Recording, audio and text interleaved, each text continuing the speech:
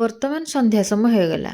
ଆଉ ଜାଣିଛନ୍ତି ଆପଣ ମାନେ ଶୀତ ସିଜିନରେ ପାଟିଟା ଖାଲି ଟକମକିଆ ଟକମକିଆ ଲାଗୁଛି। ମୁଁ ଭାବିଲି ପିଠଉ ତ କରାହେଇଛି ପିଠା ପାଇଁ, ସେଥିରୁ ଟିକେ ପିଠଉ ଆଣ ବାହାର କରିଦେଇକି ଆମେ ଟିକେ ବରା ଛାଣିଦେବା।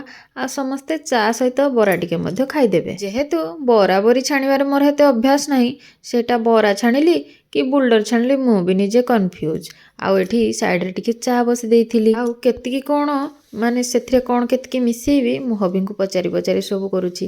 ମୋତେ ପଚାରୁଛନ୍ତି, ଆରେ ଏସବୁ ବରା ଛାଣୁଛୁ କି ବୁଲଡର ଛାଣୁଛୁ? ମୁଁ କହିଲି ଯାହା ହେଲେ କ'ଣ ଖାଇଦେଲେ ଗଲା ଆଉ, ଭାବି ନେବ ବରା ବୁଲଡର ଯାହା କଲେ ସମାନ ଆଉ ମୋ ପାଇଁ ଟିକେ ଶେଷରେ ଛାଣିଥିଲି ଲଙ୍କା ଟିକେ କାଟିକି, କାରଣ ସେମାନେ କେହି ଲଙ୍କା ଖାଇବେନି।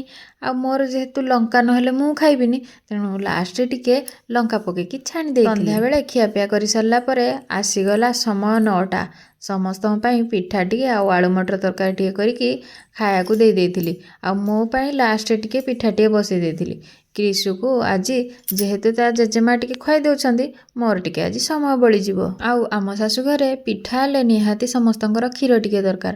ଆଉ ବାପାଙ୍କ ପାଇଁ ଖାଲି କ୍ଷୀର ସୁଗାର ଫ୍ରି ମିଶେଇକି ଦେଇଛି, ଆଉ ହବିଙ୍କର କ୍ଷୀର ସହିତ ଅମୁଲ ମିଶେଇକି ଦେଇଛି। ଆଉ ମା ତ ସେ ତାଙ୍କର କ୍ଷୀର ପିଅନ୍ତିନି। କ୍ରିସ୍ ବି ମୋର ସେତେ କ୍ଷୀର ପିଠାରେ ଖାଏନି, ଆଉ ମୁଁ ତ ଟୋଟାଲି କ୍ଷୀର ପିଠା କେତେବେଳେ ଖାଏନି। କଥାରେ ଅଛି ପରା, ଯେଉଁ ଦେଶ ଯାଇ ସେଇ ଫଳ ଖାଏ। ତେଣୁକରି ମୋର ବି ଅଭ୍ୟାସ